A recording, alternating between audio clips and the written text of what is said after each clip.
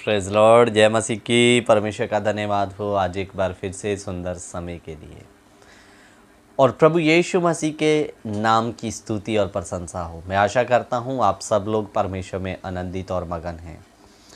अजीज़ों, आज का हमारा जो टॉपिक है, ये जो लड़ी अब हमारी चल रही है, ये है सवालों की, ठीक है। और बीते कुछ 5-6 क्लासों से मैं आप ही के सवालों के जवाब देने का कोशिश कर रहा हूँ।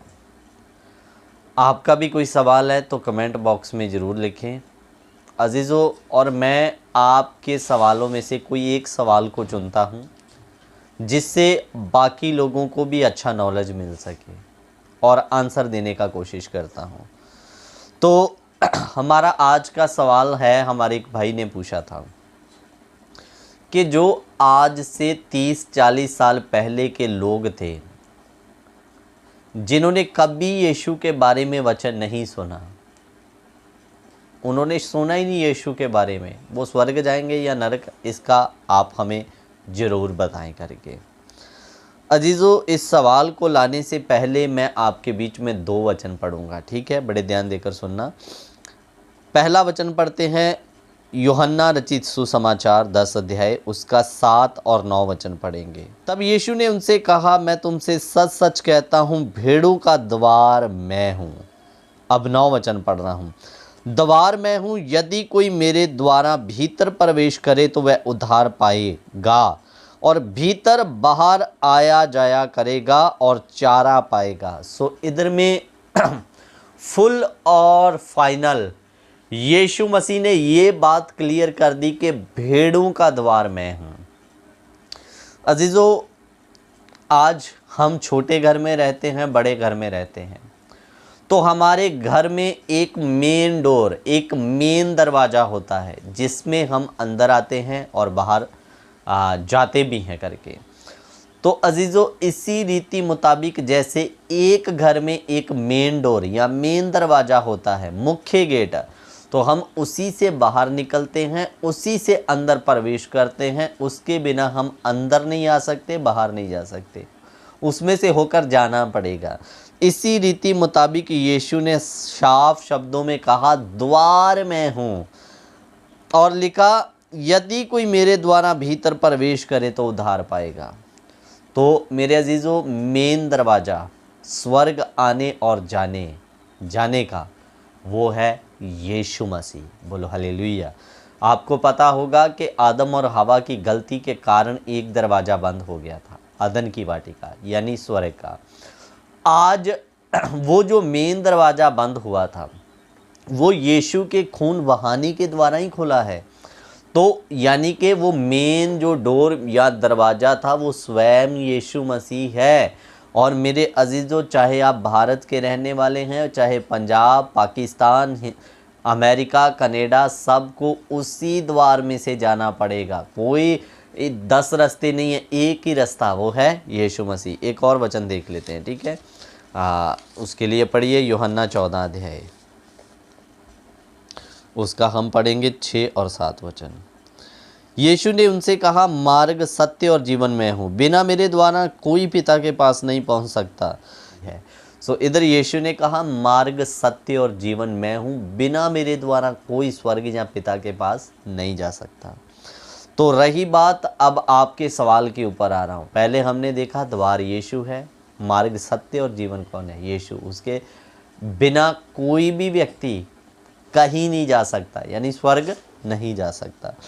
तो अजीज़ों, अब आपका सवाल था कि 20-30 साल पहले जिन लोगों ने यीशु के बारे में नहीं सुना वो कैसे स्वर्ग जाएंगे या नरक जाएंगे, किस प्रकार से?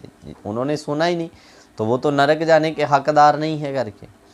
तो मैं आपको बता दूं, आपकी समझ के लिए, मेरी 32 साल की उम्र हो गई है और आप इस बात को जान ले, समझ ले, मैंने 5-6 साल की आयु में यीशु मसीह के बारे में सुन लिया था। उस समय हम मानते नहीं थे, माना तो हमने जाकर लगभग 2006-7 में है, समझिए, या 5 के आसपास। तो मेरे अजीज़ों, लेकिन मेरा जो जन्म है वो है 1992। तो मैंने कम से कम यीशु के बारे में 1900 अगर अनुमान लगाया जाए 6-7 साल की उम्र, यानी कि मैंने 2000 सन से पहले पहले यीशु मसीह के बारे में सुन लिया था। माना यीशु ही प्रभु है करके इस बात को एक्सेप्ट नहीं किया, लेकिन ये जान लिया कि यीशु नाम का कोई प्रभु है करके, क्योंकि उस समय टेलीविज़न में जो क्या कह सकते हैं रंगीन नहीं होता था, ब्लैक एंड वाइट टीवी होता था, उसमें दया सागर नाम की पिक्चर आती थी क्रिसमस या अन्य ऐसे प्रोग्रामों पे। और दूसरी बात, प्रभु के सेवक जन गांव-गांव में जाकर वो उस समय एक बंडल टाइप किताबें होती थी जिसमें 4-5 किताबें होती थी, वो देते थे, और हमारे पास खुद वो 6-7 साल की उम्र में पहुंचा।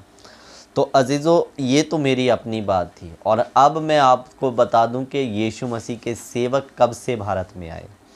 मैं आपको बता दूं, सबसे पहला प्रभु का सेवक थोमा भारत देश में पहुंचा। जो यीशु मसीह के उठाए जाने के बाद में चेले लोगों ने इधर उधर फैलकर प्रचार किया, और उसके कुछ सालों बाद थॉमस हमारे भारत देश में आ गया, जिसको हम कहें कि हज़ारों साल हमारे भारत देश में आए हुए हो चुके हैं। और दूसरी बात, केवल थोमा नहीं, अन्य कितने और प्रभु के मिशनरी और सेवक यीशु मसीह का उपदेश लेकर भारत देश में पहुँचे, जिनको 1 साल 2 साल 30 साल नहीं, सैकड़ों साल हो गए हैं इधर में आकर रहे हुए, प्रचार करते हुए।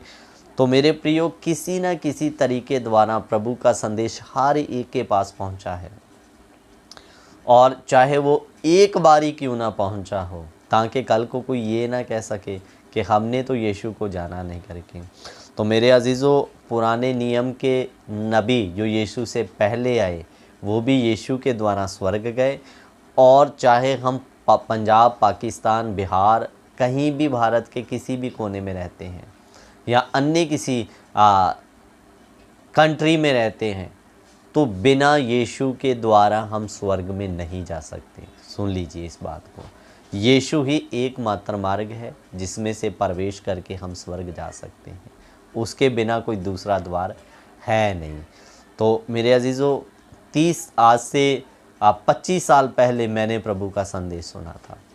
तो ये नहीं हो सकता कि मेरे हमसे जो पहले आए उन्होंने ना सुना हो। प्रभु के सेवक लोगों को सैकड़े साल हुए भारत में काम करते हुए, हज़ारों साल हो गए।